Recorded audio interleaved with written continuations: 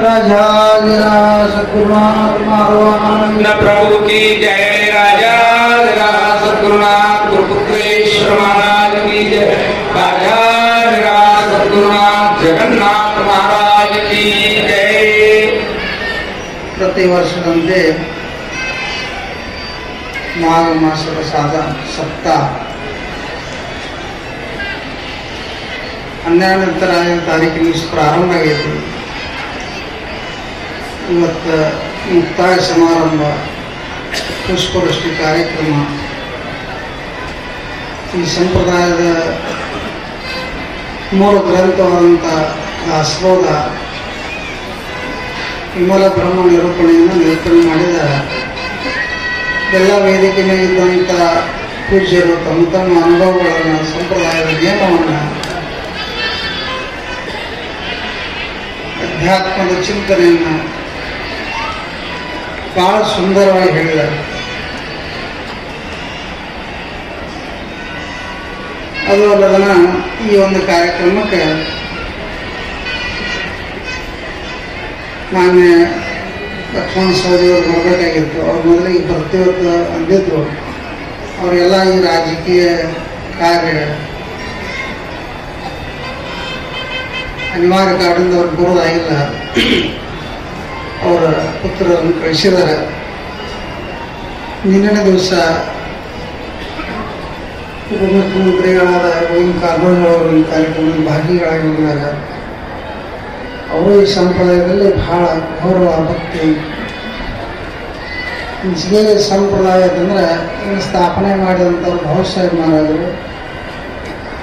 ಅದು ಇಲ್ಲಿಯವರೆಗೇನೋ ವಿಶಾಲವಾಗಿ ಯಾವುದೇ ಜಾತಿ, ಮತ, ಪಂಥ ಅನ್ನಲಾರ್ದನ ಪ್ರತಿಯೊಬ್ಬ ಜೀವಾತ್ಮರಲ್ಲಿಯೂ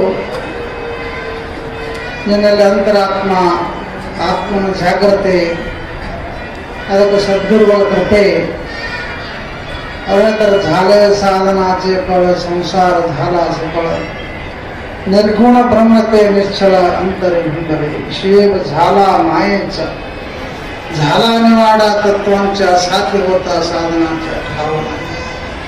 ಏನೋ ಅದರಿಂದ ಸಾಧಿಸೋದಾಗಲ್ಲ ಅಂದ್ರೆ ಸಹಿತ ಸಾಧನೆಯಿಂದ ಎಲ್ಲವನ್ನೂ ಸಾಧಿಸಲಿಕ್ಕೆ ಶಕ್ತಿ ಇದೆ. ಅದು ಸಾಧನೆ ಮಾಡಬೇಕಾದ್ರೆ ಬಹಳ ಗ್ರಂಥಗಳನ್ನ ಅಧ್ಯಯನ ಮಾಡೋದು ಅವಶ್ಯಕತೆ ಇಲ್ಲ. ಮತ್ತು ಯಾವುದೇ ಒಂದು ಇಂಥದೊಂದು ಗ್ರಂಥಪ್ಪ, ಇವು ನಮಗೆ ಮಾರ್ಗದರ್ಶನಗಳು. ದಾಸಬೋಧ ನಮಗೆ ಮಾರ್ಗದರ್ಶನ. ಅದು ದೈವಿ ಶಕ್ತಿ ಇದ್ದಂಥ ಗ್ರಂಥ ಆಗಿರ್ಬೋದು. ಆದ ಸಹಿತ ಇನ್ನೂ ಅನೇಕ ಗ್ರಂಥಗಳದಾವೆ. ಅವೆಲ್ಲ ನಮಗೆ ಹೇಳ್ತಾರೆ ಊರಿಗೆ ದಾರಿಯನ್ನು ಆರು ತೋರಿದ್ರೆ ನಮಗೊಂದು ಊರಿಗೆ ಹೋಗಕ್ಕೆ ಹಾದಿ ತೋರಿಸ್ತಿರ್ತಾರೆ. ಗ್ರಂಥಗಳನ್ನ ನಮ್ಮನ್ನ ಗುರಿ ಮುಟ್ಸಂಗಿಲ್ಲ, ಆದರೆ ಗ್ರಂಥಗಳು ದಾರಿ ತೋರಿಸ್ತಾವೆ. ನಾವು ನಡಿಬೇಕು ಅದರಂತೆ. ಯಾಕೆ ಹೇಳ್ಬೇಕಾಗಿತ್ತಂದ್ರೆ, ಶಿವಪ್ರಭು ಮಹಾರಾಜರ ಕಾಲಕ್ಕೆ ಅವ್ರ ಜೊತೆಗೆ ಒಬ್ಬ ಅವ್ರ ಭಕ್ತ, ನಾವಿಕ ನಾವು ನಡೆಸ್ತದಂತ ಉಪದೇಶ ತಗೊಂಡಿದ್ದ ಗುರುಗಳ ಕಡೆಯಿಂದ. ಅವ್ರ ಗುರುಗಳು ಏನು ಹೇಳ್ರಪ್ಪ ಅಂತಂದ್ರೆ, ನೀ ಏನು ಉದ್ಯೋಗ ಮಾಡ್ತೀವಿ ಅಂತ ಕೇಳಿದವರು. ಎಲ್ಲ ಹೊಳಿದ ಆಡಿಸ್ತಿರ್ತಾರ, ನಾವು ಆ ಉದ್ಯೋಗ ಮಾಡ್ತಿದ್ದ. ಅವಾಗ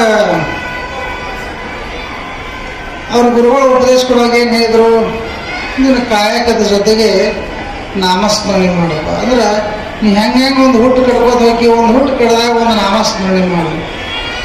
ಅವ್ರ ಗುರುಗಳು ಉಪದೇಶ ಕೊಡುವಾಗ ಹೇಗಿದ್ರು, ಹಿಂಗೆ ಮಾಡ್ತಿದ್ದ ಸಾಧಕ ಆದ, ಮಹಾನ್ ಅದರೊಳಗೆ ಅನುಭವನ ಕಂಡ. ಅಕಸ್ಮಾತ್ ಅಲ್ಲೇ ಸಮೀಪದ ಒಂದು ಹಳ್ಳಿಯೊಳಗೆ ಒಬ್ಬರು ಪ್ರವಚನಕ್ಕೆ ಬಂದಿದ್ರು. ಅವ್ರು ಏನಪ್ಪ ಅಂತಂದ್ರೆ ಬಹಳ ಗ್ರಂಥಗಳನ್ನ ಅಧ್ಯಯನ ಮಾಡಿದ್ರು. ಬಹಳ ಗ್ರಂಥಗಳನ್ನ ಅಧ್ಯಯನ ಮಾಡಿದ್ರು. ಎಲ್ಲ ಗ್ರಂಥಗಳು ಗೀತಾ ಅಭ್ಯಾಸ ಮಾಡಿದ್ರು. ಇನ್ನೂ ಅನೇಕ ಗ್ರಂಥಗಳಿದ್ವು. ಎಲ್ಲ ಗ್ರಂಥಗಳನ್ನ ಅಧ್ಯಯನ ಮಾಡಿ ಪ್ರತಿಯೊಂದು ಊರಿಗೆ ಪ್ರವಚನ ಮಾಡಕ್ಕೆ ಹೋಗ್ತಿದ್ರು. ಭಕ್ತರನ್ನ ಉದ್ಧಾರ ಮಾಡೋ ಸಲ ಹೋಗ್ತಿದ್ರು, ಪ್ರವಚನ ಮಾಡಕ್ಕೆ ಹೋಗ್ತಿದ್ರು. ಆದ್ರೆ ಈಗೆಲ್ಲ ಹೇಳೋದು ಕೇಳೋದು ಅಥವಾ ನನ್ನ ಭಾಳ ಶಾಣ, ನಾ ಭಾಳ ದೊಡ್ಡವ, ಒಂದು ಸ್ವಲ್ಪ ಏನೋ ಒಂದು ನಮಗೆ ಅನುಭವದ ಆತಪ್ಪ ಅಂತಂದ್ರೆ ಅನುಭವದಕ್ಕಿಂತಲೂ ಹೆಚ್ಚಿಗೆ ಅಹಂಕಾರನ ಅದಕ್ಕಿಂತಲೂ ಮುಂದೆ ಹೆಚ್ಚು ಮುಂದಾಗೈತೆ.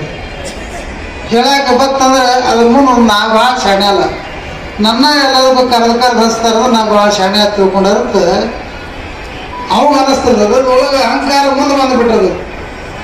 ಅದಕ್ಕೆ ಅಹಂಕಾರ ಸೋಡ ಮುಕ್ತಿ ರೋಗ ಜ್ಞಾನಿಗಳು ಹೇಳ್ತಾರೆ. ಅದನ್ನ ಬಿಟ್ಟಾಗ ನಮಗೆ ಸನ್ಮಾರ್ಗ ಸಿಗೋದು. ಬಹಳ ಮಂದಿ ನಾವು ಸ್ವಾಮಿ ವಿವೇಕಾನಂದ ಪುಸ್ತಕದಾಗ ಒಂದು ಬರ್ತೈತಿ, ಒಬ್ಬ ಮಹಾನ್ ತಪಸ್ಸು ಮಾಡುವಂಥ ಒಬ್ಬ ಜ್ಞಾನಿ ಒಂದು ನದಿ ದಂಡೆ ಉಸಿರು ಹಾಕೊಂಡಿದ್ದ. ಅವ ಏನಂದ್ರೆ ಯಾವುದೂ ಸಂಪರ್ಕ ಈ ಜನರು, ಈ ಪ್ರಪಂಚ, ಈ ಸಂಸಾರ, ಈ ಒಂದು ಮಾಯದ ಬೆನ್ನ ಆಗ್ತದಂತ ಜನರ ಸಂಪರ್ಕ ಮುಗಿತಿದ್ದಿಲ್ಲ. ಅಷ್ಟೊಂದು ಏಕಾಗ್ರತೆ ಇದ್ದಿದ್ದ. ಸದಾಚಾರ 4 ತಾಸಕ್ಕೆ ಸಾಧನ ಮಾಡ್ಬೇಕು ಅಂತಿದ್ದ. ಅಕಸ್ಮಾತ್ ಆಗಿ ಏನಾತಂದ್ರೆ ಅವಾಗ ಒಂದು ದಿವಸ ಇಂಥ ಒಂದು ದೊಡ್ಡ ಕಾರ್ಯಕ್ರಮ ಕರೆಯಾಗ್ತದೆ. ಮಹಾ ಸತ್ಪುರುಷರಲ್ಲ, ಒಬ್ಬರು ಸತ್ಪುರುಷರು 4 ಮಾತು ಹೇಳಕ್ಕೆ ಕರೆಯಾಕ ಬಂದರು ಕೂಡ ಇವನ್ನೆಲ್ಲ ಅದರ ತಿಮ್ಮದಲ್ಲ ಸಿಂಹಾಸನ ತರಿಸಿದ್ರು, ದೊಡ್ಡ ಮಾಲಿ ತರಿಸಿದ್ರು, ಚಲೋ ಅಂತ ಶಾಲೆ ತರಿಸಿದ್ರು. ಹಿಂಗೆಲ್ಲ ಸತ್ಕಾರ ಆದ ಕೂಡಲೇ ಅವ್ರು ಸತ್ಕಾರ ಮಾಡಿದ್ರು, ಪ್ರಸಾದ ಮಾಡಿದ್ರು, ಪ್ರವಚನ ಮಾಡಿದ್ರು, ಮತ್ತು ತಮ್ಮ ಆಶ್ರಮಕ್ಕೆ ಹೋದರು. ಈಗ ದಿನನಿತ್ಯ ನಡೀತದೆ. ಮತ್ತೆ 2 ದಿವಸ ಬಿಡೋಣ ಮತ್ತೊಂದು ಕಾರ್ಯಕ್ರಮ, ಮತ್ತೆ 2 ದಿವಸ ಬಿಡೋಣ ಮತ್ತೊಂದು 2 ಕಾರ್ಯಕ್ರಮ. ಅವ್ರು 4 ತಾಸುಗಟ್ಟಲೆ ಏಕಾಗ್ರತೆ ಒಳಗೆ ಜಾರುವಂತ ಒಬ್ಬ ಮಹಾಪುರುಷ. ಅವನ ಪರಿಸ್ಥಿತಿ ಏನಾಯ್ತಂದ್ರೆ, ನಮ್ಮ ಮಾಯ ಕಾಡ್ತಿರ್ತದಲ್ಲ, ಅವರು ಧ್ಯಾನ ಮಾಡಕ್ಕೆ ಬರ್ತದ್ರೆ, ಸಾಧನೆ ಮಾಡಕ್ಕೆ ಮುಂಡುವಾಗ ಅವಾಗ ವಿಚಾರ ಏನು ಬರ್ತೈತಂದ್ರೆ, ಇವತ್ತು ನಾನು ಅವ್ರು ಕರೆಯಕ್ಕೆ ಬರ್ತಾರೋ, ನನಗೆ ಎಂಥ ಸಿಂಹಾಸನ ತರ್ತಾರೋ, ನನಗೆ ಎಂಥ ಮಾಲಿ ಮಾಡಿರ್ತಾರೋ, ನನಗೆ ಎಂಥ ಶಾಲೆ ತಂದುಕೊಟ್ಟಿರ್ತಾರೆ. ಈ ಶಾಲಾ ಮಾಲಿ ಕುರ್ಚದ ಮೇಲೆ ಭಾಳ ನೋಡ್ತಾರೆ. ಸ್ವಲ್ಪ ಹೆಚ್ಚು ಕಮ್ಮಿ ಆದ್ರೆ ನಂಗಿಲ್ಲ, ನನಗೆ ಅವನಿಗೆ ದೊಡ್ಡ ಚಲೋ ಆದ್ರೆ ಸಾಕು ಸತ್ಕಾರ. ಇದು ಒಂಥರ ಹುಚ್ಚನ ಮನುಷ್ಯನಿಗೆ. ಹಿಂಗೆ ಎಷ್ಟೋ ಒಂದು 2-3 ವರ್ಷದೊಳಗೆ ಅವ್ರು ತನ್ನ ಏಕಾಗ್ರತೆ ಕಳ್ಕೊಂಡ ಅರ್ಧ ತಾಸು ಸಹಿತ ಅವ್ನು ಧ್ಯಾನ ಹತ್ತಿಲ್ಲ. ಎದರಿಂದ ಈ ಶಾಲಾ ಮಾಡಿ ಸಿಂಹಾಸನದ ಮೋಹದಿಂದ. ಒಬ್ಬ ಜ್ಞಾನಿನೇ ಕರೆಯವ ಅವ ಈ ಮಾಯಾ ಪ್ರಪಂಚದ ಜನರ ಜೊತೆಗೆ ಬೆರೆತು ತಾನು ಈ ಮಾಯಾಮೋಹದೊಳಗೆ ಮುಳುಗಿಬಿಟ್ಟ. ಅದಕ್ಕೆ ಬಹಳ ಎಚ್ಚರ ಇರಬೇಕಂತ ಹೇಳ್ತಾರೆ ಅವರು ಮಹಾತ್ಮರು, ನಮಗೆ ನಿಮಗೆ ಸಾಧಕ ಜೀವಿಗಳಿಗೆ. ಹಂಗೆ ಅವ ಒಬ್ಬರು ಮಹಾರಾಜ ಶಿಷ್ಯ ನಾವು ನಡೆಸ್ಕೋತ ದಿನ ಈ ದಂಡಿಂದ ಆ ದಂಡಿಗೆ, ಆ ದಂಡಿಗೆ ಈ ದಂಡಿಗೆ ಜನರನ್ನು ಕರ್ಕೊಂಡು ಹೋಗ್ತಿದ್ದ. ಅವ್ರು ಹೇಳಿಲ್ಲ ಗುರುವಚನ ಪರಿಪಾಲನ ಮುಖ್ಯ ಶಿಷ್ಯ ಸಂರಕ್ಷಣ ಅಂತ ಹೇಳ್ತಾರೆ. ಸದ್ಗುರುವಚನ ಪರಿಪಾಲನ ಮಾಡಿದೀವನ, ಅವ್ರು ಹಾಕಿದಂಥ ಮಾರ್ಗಗಳು ನಡೆದಿದ್ದೀವನ, ಅದಕ್ಕೆ ಮನವ ಸೋಯಿಸಬೇಕು. ಹಿಂಗೆ ದಿನನಿತ್ಯ ನಡೀತು. ಅವ್ರೇನು ದಿನನಿತ್ಯ ಪ್ರವಚನ ಆ ಊರ ಈ ಊರ 11-15 ಪ್ರವಚನ ಮಾಡ್ತಾ ಇವೇನು ನಾವೇಗಿದ್ದಲ್ಲ ಅವನ ಹಂತದ ಸಮೀಪದ ಹಳ್ಳಿಗೆ ಒಂದು ದೊಡ್ಡ ಕಾರ್ಯಕ್ರಮ ಹಮ್ಮಿಕೊಂಡಿದ್ರು. ಆ ಕಾರ್ಯಕ್ರಮಕ್ಕೆ ಅವ್ರು ಬಂದರು. ಅವ್ರ ಜೊತೆ 1-2-3 ಮಂದಿ ಶಿಷ್ಯರು ಅವ್ರನ್ನ ಬೀಳ್ಕೊಡೋ ಸಲುವಾಗಿ ಕಳಿಸೋ ಸಲುವಾಗಿ ಬಂದರು. ಅವಾಗ ನಾವಿನೊಳಗೆ ಅವ್ರು ಶರಣರು ಕೂತರು, ಪ್ರವಚನಕಾರರು ಕೂತರು. ಅವ್ರ ಜೊತೆಗೆ ಏನಿದ್ದಪ್ಪ ಅಂದ್ರೆ ಒಂದು 8-10 ಗ್ರಂಥಗಳಿದ್ದು, ಇಷ್ಟು ದೊಡ್ಡ ಎತ್ತ ಗ್ರಂಥ ಇದ್ದು, ಎಲ್ಲ ಗಂಟು ಕಟ್ಟಿ ಅದನ್ನು ನಾವಿನಾಗಿಟ್ರು. ಅವ್ ಮತ್ತೆ ಸಾಧನೆ ಮಾಡ್ಕೋತ ಧ್ಯಾನ ಮಾಡ್ಕೋತ ಹುಟ್ಟು ಕೆಡ್ಕೋತ ಹೊಂಟು ಬಿಟ್ಟವ ದಾಟ್ಸ್ಲಾಕತ್ತ. ಅವ್ರಿಗೆ ಇರ್ತಲ್ಲ ಒಳಗೆ ಇಷ್ಟು ಗ್ರಂಥ ಅಧ್ಯಯನ ಮಾಡೀನಿ, ದಿನ ಇಂಥ ಊರು ಹೋಗಿ ಪ್ರವಚನ ಮಾಡ್ತಾನೆ, ಮಂದೆಲ್ಲ ನನಗೆ ಭಾಳ ಗಾಳಿ ಹೊಡಿತಾರೋ ಅವಾತಾರ ಅನ್ನೋದು ಇರ್ತೈತಲ್ಲ ಮನಸ್ಸಿನೊಳಗೆ. ಅವಾಗ ಅದೇನು ಮನಸ್ಸಿನಾಗ ಒಂದು ಸುಳಿತಿತ್ತು, ಅವನು ಬಿಡ್ಲಿಲ್ಲ. ಇವನು ಕೇಳಕ್ಕೆ ಕೈಸ್ತದ, ಏನಪ್ಪ ಮತ್ತು ನೀ ಯಾವ ಗ್ರಂಥಗಳ ಶಿಕ್ಷಣ ಎಷ್ಟು ಕಲ್ತೀವಿ, ಎಷ್ಟು ಸಾಲಿ ಕಲ್ತೀವಿ, ಎಲ್ಲಿ ಸಾಲಿ ಕಲಿತೀವಿ. ನಾವು ಬಡತನ ಪರಿಸ್ಥಿತಿ ಬೆಳೆದವ್ರ ಇಂಥ ಒಂದು ಉದ್ಯೋಗ ಕಾಯಕ ಮಾಡಿ ಹೊಟ್ಟೆ ತುಂಬ್ಕೋತೀವಿ. ಈಗ ಜ್ಞಾನಿಗಳಾಗಬೇಕಾದ್ರೆ, ಮಹಾತ್ಮಗಳು ಸ್ವಂತರಾಗಬೇಕಂದ್ರೆ ನಮಗೆ PhD ಬೇಕಾಗಿಲ್ಲ. ಸ್ಮರಣ ದೇವಾಚೆ ಕರಾವೆ ಖಂಡ ನಾಮ ಜಪದ ಜಾವೆ ನಾಮಸ್ಮರಣೆ ಭಾವಾವೆ ಸಮಾಧಾನ. ಧ್ಯಾನ ಮಾಡ್ಕೋದ್ರೆ ಆಟೋಮೆಟಿಕ್ ಸಮಾಧಾನ ಸಿಗುತ್ತೆ. ಸಮಾಧಾನ ಎಲ್ಲ ಹೊರಗೆ ಬಿಡ್ಕಾಡ್ಕೊಟ್ಟು ಸಿಗಂಗಿಲ್ಲ. ಮತ್ತು ಭಾಳ ರೊಕ್ಕ ಕೊಟ್ಟರೆ ಸಿಗುತ್ತೆ, ಸಮಾಧಾನ ಕೊಂಡ್ಕೊಳಕ್ಕೆ ಬರ್ತೈತೆ. ಸಮಾಧಾನ ಖರೀದಿ ಮಾಡಕ್ಕೆ ಬರ್ತೈತಲ್ಲ, ಎಲ್ಲಿ ಸಿಗಂಗಿಲ್ಲ, ಏನು ಮಾಡಿ ಸಿಗಂಗಿಲ್ಲ. ಎಷ್ಟು ಹೆಚ್ಚಾಗತ್ತೆ ಅಷ್ಟು ಸಮಾಧಾನ ಮತ್ತೆ ಕಮ್ಮಿ ಆಗುತ್ತೆ. ಯಾಕೆ ಅದನ್ನು ಕಾಲ ಮಾಡ್ಬೇಕಲ್ಲ, ಮತ್ತೆ ಹೆಚ್ಚಾಗೈತಿ. ಸಮಾಧಾನ ಕಳ್ಕೊಳಕ್ಕೆ ಮಾಡಿದಂಗೆ ಎಲ್ಲ ನಾವು ಹಿಂಗೆ ಅವನ ಊಟ ಕಡಿತಿದ್ದ. ಇವರು ಹೊರಗೆ ಸುಮ್ ಕುಂಡ್ರಲಿಲ್ಲ, ಹಳೆ ಗಂಟೆ ಬಿದ್ದಾವ. ಎಷ್ಟು ಗ್ರಂಥಗಳನ್ನದ್ದು, ಯಾವ ಗ್ರಂಥ ಅಧ್ಯಯನ ಮಾಡಿದ್ವಿ, ಎಷ್ಟು ಸಾಲಿ ಕಲ್ತೀವಿ, ಇಂಥ ಗ್ರಂಥದೊಳಗೆ ಹಿಂಗೆ ಹೇಳ್ತಿ, ಇದು ಗೀತಾ ಒಳಗೆ ಹಿಂಗೆ ಹೇಳ್ತಿ, ಗೀತಾ ಅದನ್ನ ಹೇಳ್ತಿ, ಆ ಗ್ರಂಥ ಈ ಗ್ರಂಥ 108 ಗ್ರಂಥಗಳನ್ನ ಓದಿದ್ದ ಅದನ್ನ ಹೇಳಕ್ಕೆ ಬಿಟ್ಟವ ನಾವು ಅದನ್ನ ಹೇಳ ಏನು ಹೇಳಿದ್ರು ನನ್ನ ಗುರು ಹೇಳ್ಯಾರ ಒಂದು ಹುಟ್ಟು ಕಡ್ದಾಗ ಒಂದು ಧ್ಯಾನ ಮಾಡು, ಈ ಧ್ಯಾನ ಮಾಡೋದ್ರಿಂದ ನಿನಗೆ ಮನನ ಮಾಡುವಂಥ ಶಕ್ತಿ ಬರುತ್ತೆ, ನಿಧಿಧ್ಯಾಸ ಸಾಕ್ಷಾತ್ಕಾರ. ನೀವು ಮುಂದೆ ಪ್ರಕೃತಿ ಸೃಷ್ಟಿಯೂ ಆ ಥರ ಮುಂದೆ ತನ್ನ ರಹಸ್ಯವನ್ನು ಬಿಚ್ಚಿ ಬಿಡ್ತದೆ ಹೇಳ್ತಿರೋದು ಮಾನವ. ಈ ಸೃಷ್ಟಿನ ಯಾರು ತಪಸ್ಸನ್ನು ಮಾಡ್ತಾರಲ್ಲ ಆತ್ಮ ಸಾಕ್ಷಾತ್ಕಾರ ಮಾಡ್ಕೊಂಡಿರ್ತಾರಲ್ಲ ಅದಕ್ಕೆ ಹೇಳ್ತಿದ್ರು ಅವರು ಈ ಜಗತ್ತಿನ ಆಗಮಗಳೆಲ್ಲ ಅಂದ ಹೇಳ್ಬಿಟ್ಟಾರ ಅವ್ರು ಮಾನವ. ಎಲ್ಲ ಅನವಸ್ತ್ರ ಪ್ರಯೋಗ ಆಗೋದನ್ನ ಹೇಳಿದ್ರು. ಮೂರೈ ಮಹಾವೀರ ತಪ್ಪಿಸ್ಬೇಕಾದ್ರೆ ನೀವು ಏನು ಮಾಡ್ಬೇಕಪ್ಪ, ಮಹಾನ್ ಸಾಧಕ ಜೀವ ಮಾನ್ಯ ಬಂದು ಹತ್ತಲ್ಲ ಮತ್ತೆ ಇದು ಅಂತ ಸೂಕ್ಷ್ಮ ಯುದ್ಧ ಇದ್ದಂಗೆ ಏನು ಅವಾಜಲ್ಲ ಪವಾಜಲ್ಲ ಸುಮ್ಮನೆ ಗಪ್ಪಾಗಿದ್ರೆ ಮನುಷ್ಯ ಆಡ್ದ ಅವಾಗ ನೀವು ಹೋದಾಗ ಮೂರೇ ಕರೋನಾ ಬಂದಿತ್ತಲ್ಲ ಈಗೇನು ಪರಮಾತ್ಮ ಇಚ್ಛಾ ಎಲ್ಲ ಇದೇ ಮಾಘ ಸಪ್ತಾಹ ಮುಗಿಸ್ಕೊಂಡು ವಾಸಲ್ಲ ಅನ್ಕತಕ್ಕ ಸುದ್ದಿನೇ ಇಲ್ಲ ಅದು. ಸಪ್ತಾಹ ಮುಗಿದ ಕಡೆ ಸಣ್ಣ ಪುಟ್ಟ ಒಂದು 2-3 ಕಾರ್ಯಕ್ರಮದ್ದು ಎತ್ತ ಗಾಳಿ. ಈಗ ಮತ್ತೆ ಏನೇನೋ ಈ ಟೈಮ್ಗೆ ಮತ್ತೆ ಯಥಾಸ್ಥಿತಿ ಏನು ಯಾರಿಗೇನು ಒಂದು ತ್ರಾಸ ಆಗಲ್ಲ ನೀವು ಹಿಂಗೆ ಅವ್ರ ಹಂಗ ನಾವು ಅವ್ನು ಹೊಂಟಿದ್ದು ಹಂಗ ಕೇಳ್ತದೆ ಯಾಗ್ರಂಥದ್ದು ಏನು ಮಾಡಿದ್ವಿ ಎಷ್ಟು ನಿನಗೆ ಏನು ಅನುಭವ ಐತಿ ಪರಮಾತ್ಮದ ಏನು ಅನುಭವ ಐತಿ ಇಷ್ಟೆಲ್ಲ ಕೇಳವ ಏನು ಮಾಡಿದಿರ್ತ ಅವ್ನು ಹೇಳವ ಸುಮ್ಮನೆ ಧ್ಯಾನ ಮಾಡ್ಕೋತಿರ್ತಾನೆ ಅಷ್ಟೇ ಹೇಳೋ ಸೂಕ್ಷ್ಮ ಇರ್ತದೆ. ಅವೇನಂದ ಇಷ್ಟೆಲ್ಲ ಹುಟ್ಟು ಬಂದ ಬಳಕೆ ಒಂದು ಯಾವುದೋ ಒಂದು ಶಿಕ್ಷಣ ಕಲಿಬೇಕಾಗಿತ್ತು, ಗ್ರಂಥಗಳ ಅಧ್ಯಯನ ಮಾಡಬೇಕಾಗಿತ್ತು. ಏನು ಮಾಡಿತ್ತು ನಿನ್ನ ಹುಟ್ಟು ಬಂದದ ಜೀವನ ಸಾರ್ಥಕ ಆಗಲಿಲ್ಲ ಅಂದ್ಬಿಟ್ಟರು ಪ್ರವಚನಕಾರ. ಒಂದು ಏನು ಯಾವುದ್ರೊಳಗೂ ಮುಂದುವರೆದಿಲ್ಲ ಅಂದಾಗ ಒಂದು ಗ್ರಂಥ ಸಹಿತ ಅಧ್ಯಯನ ಮಾಡಿಲ್ಲ ಅಂದಾಗ ನಿನ್ನ ಜೀವನ ಸಾರ್ಥಕ ಆಗಲಿಲ್ಲ. ಹಂಗೆ ಆಗ್ತಿದ್ದ ಅವ್ರ ಗುರುಗಳನ್ನ ಉಪದೇಶಿಸ್ಕೊಟ್ಟಾರ, ಸಾಧನ ಮಾಡಕ್ಕೆ ಹಚ್ಚಾರ, ನಿತ್ಯ ನೇಮ ಮಾಡಕ್ಕೆ ಹಚ್ಚಾರ ತಾವು ಹೇಳ್ತಿದ್ದ. ಹಂಗೆ ಹಂಗೆ ಅವಾಗೆಲ್ಲ ದಿನನಿತ್ಯ ಅದೇ ಉದ್ಯೋಗ ಮಾಡವ. ಈ ಕಡೆಯಿಂದ ಆ ಕಡೆಯಿಂದ ಈ ಕಡೆ ಈ ಗೋಸಾಗರ ದಾಡ್ಸವ ಸದ್ಗುರುನ ಅಂತ ಹೊಳಿ ದಾಡ್ಸವ ನಾವೀಕ ಅವು ಯಾಕಂದ್ರೆ ಅವು ಈ ಸೂತ್ರದೆಲ್ಲ ಗೊತ್ತಿರ್ತೈತಿ. ಗೋಸಾಗರ ದಾಡ್ಸವ ಗೊತ್ತಿರತ್ತೆ. ನಾವೆಲ್ಲ ಎಡೀದಪ್ಪ ಅಂತಂದ್ರೆ ಆ ಗುರುವಿನ ಕೈ ಬಿಟ್ಟಿವಿ ಅಂತಂದ್ರೆ ನಾವೆಲ್ಲ ಗಾಳಿ ಪಟ್ಟಂಗೆ ಕಾಯಿ ಹೋಗ್ತೀವಿ. ಹಂಗೆ ಅವು ಏನೋ ಅಕಸ್ಮಾತ್ ಆಗಿ ಸ್ವಲ್ಪ ಒಂದಿಟ್ಟು ಗಾಳಿ ಬಿಟ್ಟು ಬಿಡ್ತಾರೆ. ಗಾಳಿ ಹೋಗಲಾಕೈತು, ನಾವು ಅಡಗಾಡಕೈತಿ, ನಾವು ಅರಳು ಕರಳು ಆಗಕೈತಿ. ಇವಾಗೇನು ಗೊತ್ತದ ಗಾಳಿ ಸೂತ್ರ ಅವಾಗ ಅವಂಗದು ತಿಳಿತದ ನಾವು ಅನಿಸೋಂತ ಅವಾಗ ಭಾಳ ಬಿರುಗಾಳ ಬಿಟ್ಟೈತಿ, ನಾವು ಅಡಗಾಡಕತೈತಿ. ಇದು ದುಡಿಮೆಲಾಗುವಂಥ ಸಂದರ್ಭ ಕಾಣಕತ್ತೈತಿ ಅಂದಾಗ ನಾವು ಶಾಸ್ತ್ರಿಗಳ ಕೇಳ್ತ ನಾವು ಗ್ರಂಥಗಳ ಅಧ್ಯಯನ ಮಾಡಿದವ್ರೆ ನಿಮಗೆ ಈಸು ಬರ್ತೈತೆ ಅಂದ್ರೆ ಎತ್ ಕೇಳಿ ನಾವು ಇದು ನಾ ಸಣ್ಣಾಗಿದ್ದಂದ್ರೆ ನನ್ನ ಸಣ್ಣ ವಯಸ್ಸಿದಾಗ ಇವೆಲ್ಲ ಸಂಸ್ಕೃತ ಅಭ್ಯಾಸಕ್ಕೆ ಹಚ್ಚಾರ. ಇಷ್ಟೆಲ್ಲ ಗ್ರಂಥ ಓದ್ಬೇಕಾದ್ರೆ ನನಗೆ ಈಗ 50-60 ವರ್ಷದಾಗ್ಯಾವ. ಮತ್ತೆ ಎಲ್ಲ ಓದಿದ್ರಾಗ ನನಗೆ ಈಶಾಡಕೇರಿ ಕಲಿ ಅಂದ ಹಂಗಾರೆ ನೀವು ಹುಟ್ಟು ಬಂದಿದ್ದು ವ್ಯರ್ಥ ಆಗ್ತದೆ. ಯಾಕೆ ಓದ್ ಕೇಳಿದ ನಾವು ಹುಟ್ಟು ಬಂದಿದ್ದ ಹಂಗ ನಾವು ಗಾಳಿ ಭಾಳ ಬಿರುಗಾಳಿ ಬಿಟ್ಟೈತಿ, ನಾವು ಅಲ್ಲೋಲು ಕೆಲವಲಾಗ್ಲಾಕತೈತಿ. ಅಕಸ್ಮಾತ್ ಇನ್ನೊಂದು ಸ್ವಲ್ಪ ಹೆಚ್ಚು ಆಗಬಹುದು. ಆದ್ರೆ ಈ ನಾವು ಬಿಡ್ಮೇಲೆ ಆಕೈತಿ, ಅದ್ರ ಜೊತೆಗೆ ನೀವು ನಿಮ್ಮ ಗ್ರಂಥ ಎಲ್ಲ ನೀರಾಗುತ್ತೆ. ಇಷ್ಟೆಲ್ಲ ಮಾತಾಡೋರಾಗ ಹಂಗ ಪರಿಸ್ಥಿತಿನ ಗೊತ್ತು, ಬಿರುಗಾಳಿ ಬಿಟ್ಟು ನಾವು ಬಿಡ್ಮೇಲಾತು. ಅವೇನು ಮಾಡ್ತದ ನಾವು ದಿನನಿತ್ಯ ಇದೇ ಉದ್ಯೋಗ ಮಾಡ್ತದ, ಈಸು ಕರ್ತದ. ಅವ ಈಶಾಡಿ ಬಂದು ದಾಂಡಿಗೆ ಬಿದ್ದ ದಂಡಿಗೆ ಮುಟ್ಟಿ ಬಿಟ್ಟವ. ಇವರೇನು ಗ್ರಂಥಗಳನ್ನ ಅಧ್ಯಯನ ಮಾಡ್ತಿದ್ರಲ್ಲ ದಿನನಿತ್ಯ ಅವ್ರಿಗೆ ಈಶಾ ಬರ್ತಿದ್ರಲ್ಲ ಮತ್ತು ಗ್ರಂಥ ಅವರು ಕೂಡ ಒಂದೇ ಜಾಗದಾಗ ಗಂಡೆ ಹುಡ್ತಿದ್ರು. ಹಿಂಗೆ ನಮ್ಮ ಜೀವನದಲ್ಲಿ ಇದರಿಂದನೇ ಗುರಿ ಮುಟ್ತೀವಲ್ಲ, ಬರೀ ಅಧ್ಯಯನ ಮಾಡೋದಂತ ಅಲ್ಲ, ಅಧ್ಯಯನ ಮಾಡೋದು ಕೆಟ್ಟಲ್ಲ, ಆದ್ರೆ ಸಹಿತ ಅದು ನಮ್ಮ ಕ್ಲಾಸ್ಗಳು. ಆದ್ರೆ ನಾವು ಸಾಧಕ ಜೀವಿಗಳಾಗಿ ಗುರುವಿನ ಮಾಡಿಕೊಂಡು ಉಪದೇಶಿಸಿಕೊಂಡು ಧ್ಯಾನ ಮಾಡಿದಪ್ಪ ಅಂತಂದ್ರೆ ನಮ್ಮ ಜೀವನದಲ್ಲಿ ನಾವೊಂದು ಅತ್ಯಂತ ಅಮೂಲ್ಯವಾದಂಥ ಘಟ್ಟವನ್ನು ಮುಟ್ಟಬಹುದು.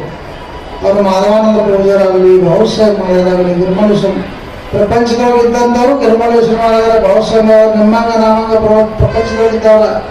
ಆದರೆ ಅವ್ರು ಈ ಪ್ರಪಂಚದ ಎಲ್ಲ ಒಂದು ಅದ್ರ ಏನೈತೆ ಎಲ್ಲ ಅರ್ಥ ನಂತರ ಇದು ಶೂನ್ಯ ಅಂದಾಗ ಅವರು ನಿತ್ಯ ನಿಯಮ, ಧ್ಯಾನ, ಉಪಾಸನ, ಗುರು ಹಾಕಿ ಕೊಟ್ಟಂಥ ಸನ್ಮಾರ್ಗಗಳು ನಡೆದೈತೆ. ಎಷ್ಟು ಮಜಾ ಐತೆ.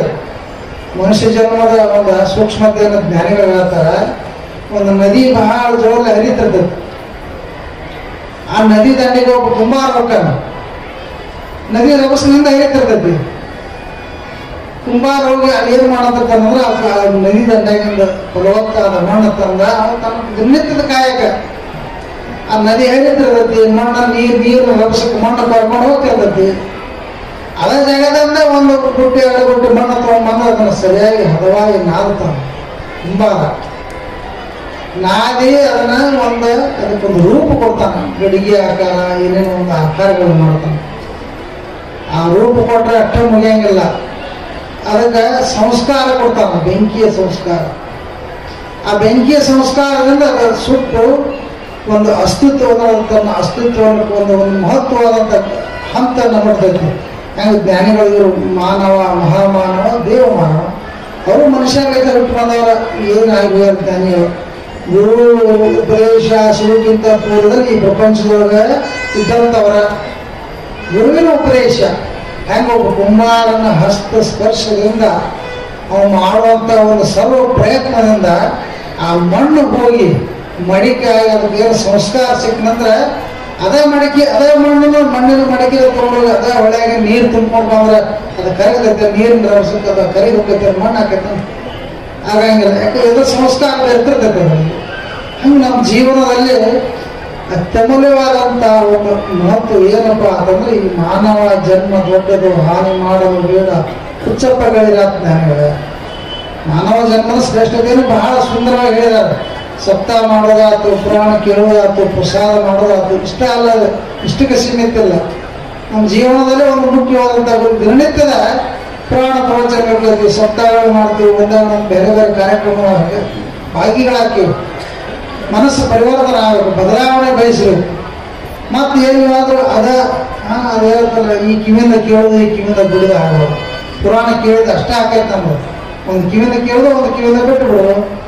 ಇಲ್ಲೇನು ಸ್ವಲ್ಪ ಊಟ ಪುರಾಣ ಕೇಳಿ ತಗೊಂಡು ಪ್ರಸಾದ ತಗೊಂಡು ಒಂದು ನಿತ್ಯ ಯಾಕೆ ಆದ್ಮೇಲೆ ಎಲ್ಲ ಮರ್ತ ಬಿಡ್ತೀನಿ.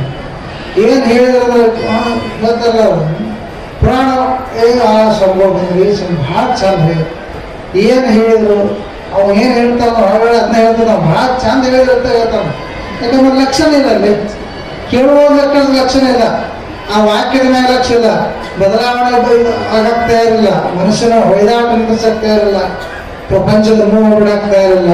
ಆ ಜ್ಞಾನಿಗಳು ಸಂತೋಷರು ಎಲ್ಲದರಿಂದ ದೂರ ಬಿಡೋದಂತೇಳಿ ಅವರು ಜ್ಞಾನಿಗಳಾದ ಸಂತರು. ಅವರು ನಮ್ಮಿಂದ ಹುಟ್ಟಿ ಬಂದವರ ಕರೆ ಗುರುವೇ ನಿಮ್ಮ ಆಜ್ಞೆಯನ್ನು ಮೀರದೆ ನಡೆದವನು ನರನು ಎನ್ನದ ಬೇಡ ಪರಮಾತ್ಮ. ಅವರು ಪರಮಾತ್ಮ ಸ್ವರೂಪಿಗಳಾದ ಅಂತ ಪರಮಾತ್ಮ ಸ್ವರೂಪಿಗಳ 5 ಮಂದಿ ಬಾಬಾಸಾಹೇಬ್ ಮಹಾರಾಜರು, ನಿರ್ಮಲೇಶ್ವರ ಮಹಾರಾಜರು, ಐನಾಥ್ಪುರ ಮಹಾರಾಜರು, ಗುರುಪುತ್ರೇಶ್ವರ ಮಹಾರಾಜ, ಜಗನ್ನಾಥ ಮಹಾರಾಜ, 5 ಮಂದಿ ಮೇಲಾದ ಕಾರ್ಯಕ್ರಮ ಇಲ್ಲಿ 4 ದಿವಸದವರೆಗೆ, ದಿನಕ್ಕೆ 2 ದಿವಸ ಮುಂಜಾನೆ ಮತ್ತು ಸಂಜೆ ಈ ಕಾರ್ಯಕ್ರಮದಲ್ಲಿ ತಾವೆಲ್ಲ ಎಷ್ಟೋ ಮಂದಿ ಪಲ್ಲಕ್ಕಿ ಉತ್ಸವ ಬಂದಿರಿ, ಎಷ್ಟೋ ಮಂದಿ ಸಪ್ತಾಹ ಸುಳಿಗೆ ಬಂದಿರಿ.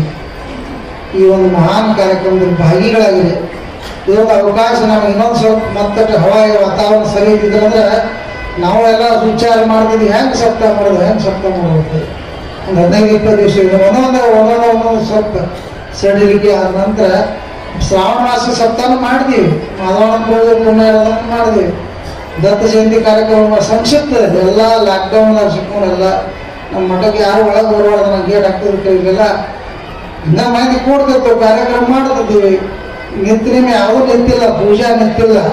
ಕೆಲವೊಂದು ಕಡೆ ಬೋರ್ಡ್ ಲಾಕ್ ಆಗಿದ್ದು, ನಮ್ಮ ಮಾತ್ರ ಯಾವುದೂ ಲಾಕ್ ಆಗಿಲ್ಲ, ಎಲ್ಲ ಮಾಡೋದು ಹೋಗ್ತದೆ. ಆರಾಮ್ ಮಹಾರಾಜ್ ಹೇಳಿಲ್ಲ, ಮತ್ತು ಇವೆಲ್ಲ ಕಟ್ಟಡಗಳು ಇವೆಲ್ಲ ಹೆಂಗೆ ನಡೆದವು ಲಾಕ್ಡೌನ್ ವಿಚಾರ ನಮಗೆ ಕೆಲವೊಂದು ಎಲ್ಲ ಹೇಳಬೇಕು. ಯಾಕಂದ್ರೆ ಏನಾದ್ರೆ ಇಂಥ ಪರಿಸ್ಥಿತಿ ಸಂಕಲ್ಪ ಮಾಡಿಬಿಡಿದ್ರೆ ಆಟೋಮೆಟಿಕ್ ಬಂದಲ್ಲ, ಆ ಟೈಮ್ ಹೋದ್ ಬರುತ್ತೆ. ಇಲ್ಲ ತಮಿಳ್ನಾಡಿನಿಂದ ಒಂದು 20 ಮಂದಿ ಮುಂಡ್ಯಾರ ಕೆಲಸ ಮಾಡಾಕ್ತಾರೆ. ಅವ್ರು ದಿನ 1,000 ರೂಪಾಯಿ ತಗೋರು. ಒಂದ್ಸಲ ಹೆಂಗೆ ಸ್ವಲ್ಪ ದುಡ್ಡಿನ ಅಡಚಣೆ ಬರ್ತಾವೆ. ನಮ್ಮ ಕೂಡ ಫೋನ್ ಮಾಡಿದೆವು, ನಮ್ಮ ಕೆಲಸ ಮಾಡಿ ನಮ್ಮ ಕಂಡಕ್ಟರ್ ಮಲ್ಲಾಪುರ. ಅವಾಗ ಫುಲ್ ಇವರು ಹೆಂಗಿರ್ತದ, ಒಂದು ಸೈಕಲ್ ಮೋಟರ್ ಸೈಕಲ್ ಮುಂದೆ ಹೋಗ್ಲಾರಂಥ ಪರಿಸ್ಥಿತಿ. ಅಂತ ಟೈಮ್ನಾಗ ಹಿಂಗೆ ಒಟ್ಟಾಗಿ ಎಲ್ಲ ಕೈ ಕಟ್ಟಾಗಿತ್ತು, ಪುಗಾರ ಕೊಡಕ್ಕೆ ಅಂದ್ಕೂಲೆ ಅವ್ರು ಪೊಲೀಸರ ಕೈ ಸಿಕ್ಕು ಒದ್ದಾಡಿ ಹಗಲ ರಾತ್ರಿ ಬುದ್ಧೇವಿ 2 ಲಕ್ಷ ರೂಪಾಯಿ ತಂದು ಕೊಟ್ಟರು. ರಾತ್ರಿ ಬಂದವರು ಕೆಲಸ ನಿಂದಿರಲಿಲ್ಲ. ಅವ್ರೇನು 3 ಮಂದಿ 4 ಮಂದಿ ಬಂದರು. ರಾತ್ರಿ ಬೆಳಗಾನ ಬಂದು ಸಂಜೆ ಹೊಲಗೊಟ್ಟು ಬಂದ 2 ಲಕ್ಷ ರೂಪಾಯಿ ತಂದು ಕೊಟ್ಟರು ಪಗಾರ ಮಾಡಕ್ಕೆ. ಹಂಗೆ ರೆಡ್ಡಿ ಶರಣರು ಅವರು ಒಂದು 10 ಲಕ್ಷ ರೂಪಾಯಿ ತಂದುಕೊಟ್ರು. ಇದ್ರೆ ಸಂಕಲ್ಪ ಮಾಡೋದು ಅಷ್ಟೇ ನಮ್ಮದು ಅನ್ನೋದು, ಕೆಲಸ ನಮ್ಮದು ಅಲ್ಲಲ್ಲ ಇದು. ಮತ್ತು ನಾ ಮಾಡ್ತಂದ್ರೆ ಆಗಂಗಿಲ್ಲ.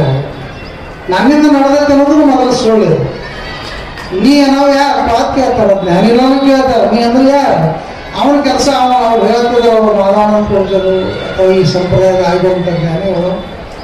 ನೀವು ಸುಮ್ಮನೆ ಕಾರಣೀಭೂತ ಆಗಿರೋದು ಎಲ್ಲರಿಗೂ ಹೇಳಲ್ಲ ಅವರು. ಆದರೆ ಅವ್ರು ಹೇಳ್ತಾರೆ ನನಗೂ ನಾ ಮನಸ್ಸು ಮಾಡಿ ಅಂದ್ರೆ ಅಂತಿದ್ರು ಅವರು ಮಾದಾನಂದ ಪೂಜರು. ಒಂದು ಹುಲ್ಲು ಕಟ್ಟಿಂದ ಕೆಲಸ ತಗೋತಾರೆ ಅಂತ ಹೇಳ್ತಾರೆ. ಮತ್ತು ಅವರು ತಮ್ಮ ಕೆಲಸ ತಾವು ಮಾಡ್ಕೊಂಡು ಹೊಂಟಾರ. ನಾವು ಸುಮ್ಮನೆ ಅವರು ವ್ಯವಸಾಯ ಮಾಡಿದಂಥವ್ರು, ನಾವು ಈ ಸಂಪ್ರದಾಯದ ಪೋಷ್ಮಾನಪ್ಪ ಈ ಸಂದೇಶವನ್ನು ಕಳಿಸೋಣ. ಧ್ಯಾನ ಮಾಡ್ರಿ ನೀವು ದೇವ್ರು ಹಾಕಿರೋದು ನಾವು ಹವಾನ ತಂದಾರ ಈ ಸಂಪ್ರದಾಯದಲ್ಲಿ. ಆತ್ಮಜ್ಞಾನ ಮಾಡ್ಕೊಂಡಂತ ಜ್ಞಾನಿಗಳ ಹವಾನ ತಂದಾರ. ನಾವೇನೋ ಒಂದು ಸ್ವಲ್ಪ 4 ಮಾತು ಮಾಡಕ್ಕೆ ಬರ್ತಾರೆ. ನಿಮ್ಮ ಹೆಸರು ಏನಾದ್ರು ಕೇಳಿದ್ರು ಏನು ಅಂತ ಹೇಳ್ಬಿಡ್ತು. ನಾವು ನೀವು ಸುಟ್ಟು ಮಹಾರಾಜರು ಹೇಳ್ತೇವೆ. ನಾವು ಮುಂದೆ ಮಹಾರಾಜಕ್ಕೆ ಹೆಚ್ಚೆ ಬಿಡ್ತೀವಿ. ನಾವು ದೊಡ್ಡಸ್ತನಿಗೆ ಭಾಷೆ ನಮ್ಮ ಹೆಸರು ಹೇಗಿಲ್ಲ. ನಾವು ಇಂಥ ಮಹಾರಾಜರು, ನಮಗೆಲ್ಲ ಮಹಾರಾಜರು ಅಂತಾರೆ. ಅವನ ಇದ್ದರೆ ಭಾವಸಾಯ ಮಾಡೋದ್ರೆ ನಾವು ಹಮಾನ ಸಂಪ್ರದಾಯದಾಗ ನಾ ಸಾಧಕ ಈ ಸಂಪ್ರದಾಯ ಸ್ಥಾಪನಾ ಮಾಡಿದಂಥ ಸದ್ಗುರುನ ಈ ಒಂದು ಸಂಪ್ರದಾಯದಲ್ಲಿ ಗುರುಲಿಂಗ ಮಹಾರಾಜರ ಸಂದೇಶವನ್ನ ಅಥವಾ ಅವ್ರು ಹಾಕಿಕೊಟ್ಟಂಥ ಮಾರ್ಗವನ್ನು ನಡೆಯುವ ನಾನು ಒಬ್ಬ ಹಮಾಲ್ಕ ಅವ್ರ ಸಂದೇಶವನ್ನು ಮುಗಿಸುವಂಥ ಒಬ್ಬ ಪುಷ್ಮಾನಂತರ ನೋಡಿ ಮುಟ್ಟಿ ಮಾತಾಡಿಸಿ ಮುಕ್ತ ಮಾಡುವಂಥ ಶಕ್ತಿ ಇದ್ದಂಥ ಜ್ಞಾನಿಗಳು ಇಷ್ಟು ಸಾದಾ ಜೀವನದಲ್ಲಿ ಬದುಕ್ಯಾರ. ನಾವು ನೀವು ಎಷ್ಟು ಸೂಕ್ಷ್ಮವಾಗಿ ಬದುಕಬೇಕಾಗಿದೆ.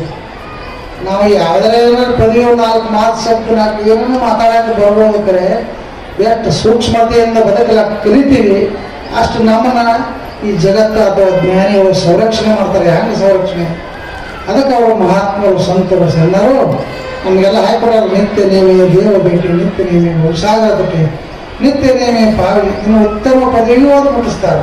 ಅವ್ರು ಹಾಕಿದ್ರೆ ಸನ್ಮಾರ್ಗಗಳು ನಾವು ನಡೀಬೇಕಷ್ಟ.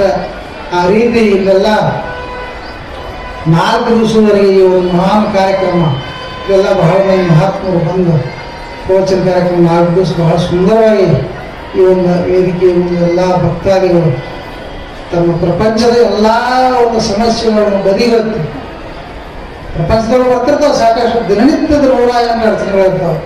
ಎಲ್ಲ ಬಂದು ಇದನ್ನೆಲ್ಲ ಸಪ್ತಾಂಶ ನಮ್ಮ ಪ್ರಪಂಚದೊಳಗೆ ನಾವು ಸಂಸಾರದೊಳಗೆ ತೊಡ್ಕೊಂಡು ಪಾತ್ರೆ ಈ ಒಂದು ಮಹಾನ್ ಕಾರ್ಯಗಳು ಭಾಗಿಗಳಾದಂಥ ಎಲ್ಲ ಸಿದ್ಧರ್ಥರಿಗೂ ಆ ಭವಿಷ್ಯ ಮಾಡಿದರು, ಗುರುಮೂಲಕ ಮಾಡಿದರು, ಆಯ್ದಂಥ ಜ್ಞಾನಿಗಳೆಲ್ಲ ಅವರೆಲ್ಲ ನಿಮ್ಮನ್ನು ಜೀವನ ಮುಕ್ತ ಮಾಡ್ಲಕ್ಕ ಬೇಡಿಕೊಂಡು ನಾನು ಹೇಳ್ತಾರೆ.